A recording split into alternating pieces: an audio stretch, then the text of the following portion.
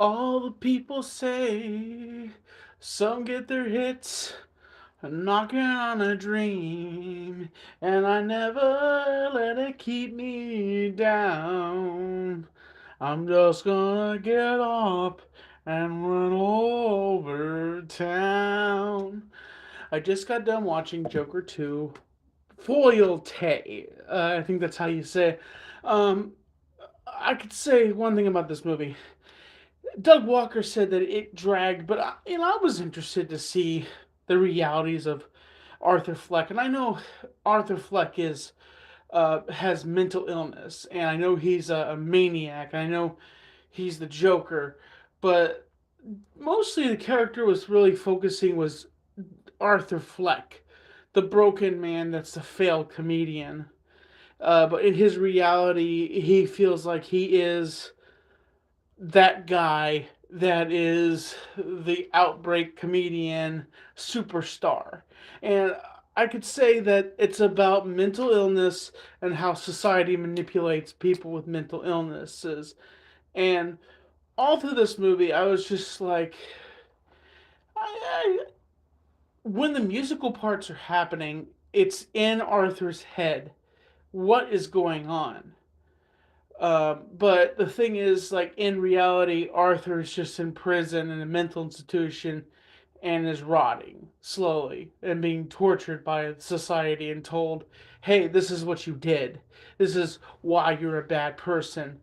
And at the same time, you kind of like, okay, how am I connected with that character? Well, I think one of the things is when you are abused and you're bullied, I think that's what you can connect with the Joker and Arthur Fleck is being abused and being bullied, not by family members or anything like that, but by people that just say mean things to you.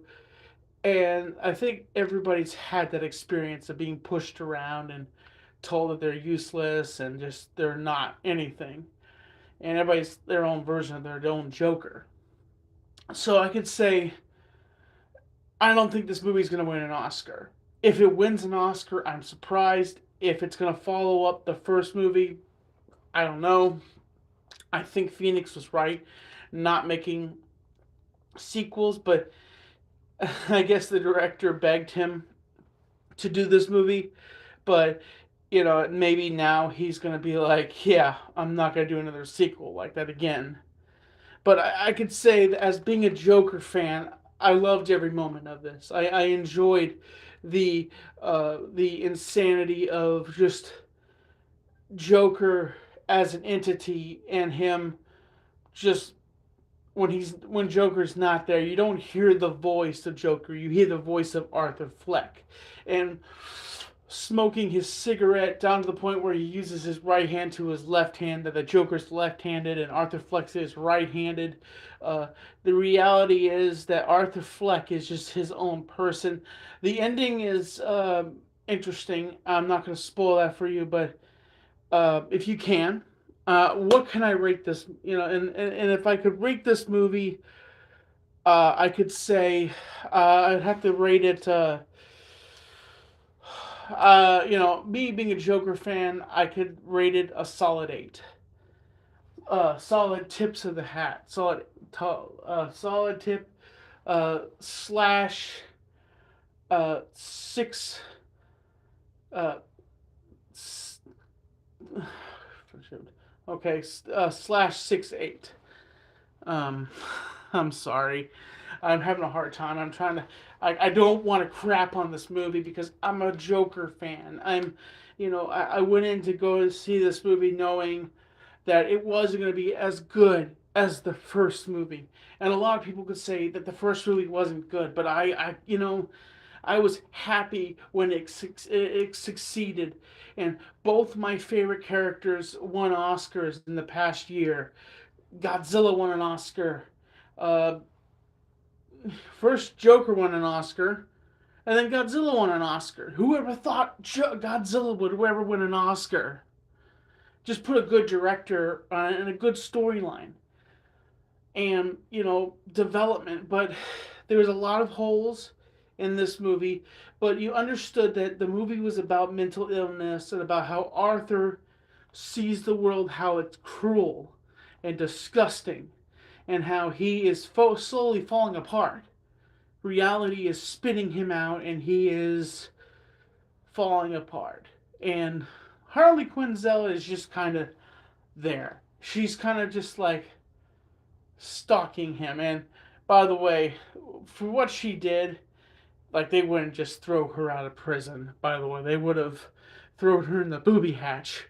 Honestly, like just to throw her out of prison because she was influenced, a bad influence on the Joker, as Arthur Fleck. I didn't think that part was right, honestly. But it's a movie, and what I could tell you is, I guess I can. Okay, I'll give you the. I give this movie a solid 6.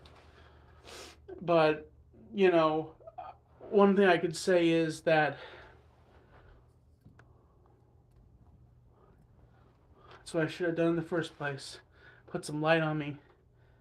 But one thing I could say about this movie is it's decent, it's entertaining, it's okay, and it's entertaining. I would say, to tell you how much of a big Joker fan I am, I have an action figure of him right here. This is him, kind of. I don't know which reality this one is from, but he's kind of the suited up, smiling Joker from the comic. That's he's never had a Desert Eagle, but by the way, in this movie review, another figure I recently got. This is from the Marvel Universe, Mr. Fix-It. This is a version of the Incredible Hulk, where he is a hitman for the mafia, and he's the underboss to Joker. Joker's the big boss man over him right now. So yeah, I got that figure recently from Amazon. Mr. Fix-It, Jack Fix-It, I think they call him in that reality. But just get back on the movie review. This movie Joker is decent. It's not as good as the first, but I recommend you go see it. And if you want a really in-depth review, check out Doug Walker on Channel Awesome. He's pretty funny, and he gives you your opinion. He gives his opinion on it. And just to everybody else, I am healthy. I am doing okay. And I want to say this. I send my prayers to everybody in Western North Carolina.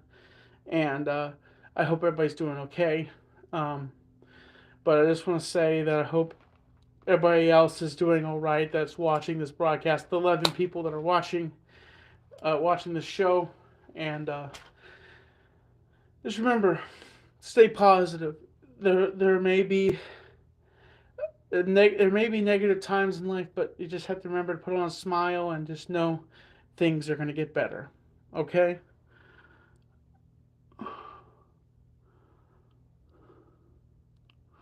But yes, but if you get a chance, check out this Joker 2, Folie, I think it's called. Uh, Joaquin Phoenix does a good job playing the role, and if you get a chance, check it out. It's a decent movie. But as always, folks, I'm Tommy NC 2010, and I will catch you a bit later.